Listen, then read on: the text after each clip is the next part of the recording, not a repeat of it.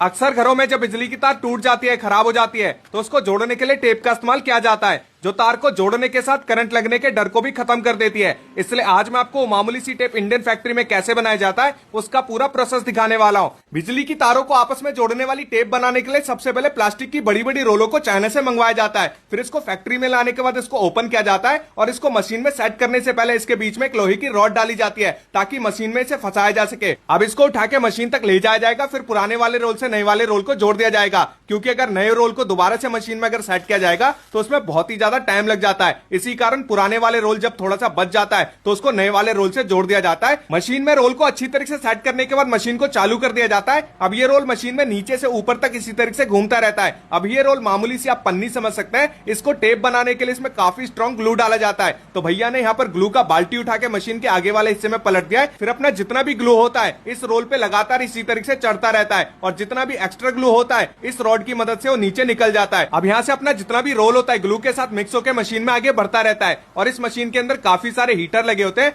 जो कि रोल के ऊपर जितना भी ग्लू होता है उसको सुखाने का काम करता है। और यहाँ से टेप बनाने का मेन प्रोसेस भी स्टार्ट हो जाता है, जिसके लिए भैया ने गत्ते का एक पतला सा रोल लिया है और उसको टेप वाली शीट के साथ अच्छी तरीके से जोड़ दिया जाएगा। तो ये देख सकते हैं इस तरीके से जोड़ा जाता है और जो अपना रोल बनके तैयार हो जाता है उसको काट के अलग कर दिया जाता है। फिर इसको मशीन में इस तरीके से सेट कर दिया जाता है और मशीन को चालू कर दिया जाता है। अब यहाँ से जितने एमएम का टेप बनेगा उस हिसाब से मशीन को सेट कर दिया जाता है। जैसे अभी जो टेप बन रहा है जिसकी थिकनेस 0.125 mm, लंबाई 8 मीटर और चौड़ाई 18 mm है। और जब एमएम पूरा हो जाता है तो यहाँ पर ऑटोमेटिक तरीके से मशीन बंद हो जाता है। इसके बाद भैया नया गत्ते का रोल लगाते हैं और जो हमारा टेप का रोल बनके तैयार हो जाता है उसको काट के अलग कर लिया जाता है। इसके बाद एक एक करके इसको इस तरीके से जमा किया जाता है। तो भैया कुछ ही घंटों में काफी सारा यहाँ पर टेप का रोल बना के तैयार कर देते हैं। फिर इस रोल को स्लाइसर मशीन में डाला जाएगा और इसकी एक एक करके कटिंग की जाएगी। तो ये देख सकते हैं इसको स्लाइसर मशीन में सेट करने के बाद ये अपना कटर आ चुका है। इसके बाद एक एक करके इसको इस तरीके से काटा जाता है और इस काम को बहुत ही ज्यादा बारीकी से किया जाता है, क्योंकि जरा सी भी गलती हुई तो पूरे टेप का रोल खराब हो जाएगा।